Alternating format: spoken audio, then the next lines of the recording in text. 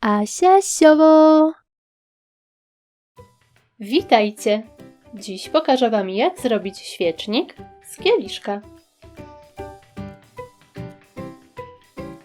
Szczegółową listę wszystkich potrzebnych przedmiotów znajdziecie w opisie tego filmu.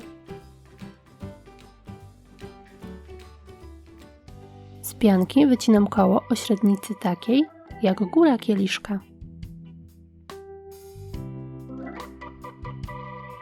Łączę ze sobą kilka róż.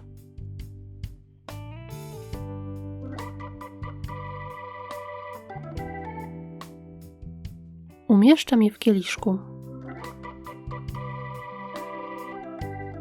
Przyklejam koło z pianki.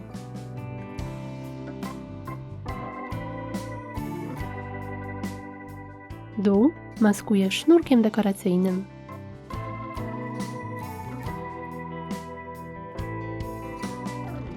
Na nóżce mocuję serduszka. Na górze ustawiam podgrzewacz. I gotowe! Taki świecznik będzie bardzo fajnym elementem dekoracyjnym, na przykład na walentynki. W środku zamiast róży ze wstążki możecie umieścić na przykład sztuczne kwiaty. Gorąco zachęcam do subskrypcji mojego kanału.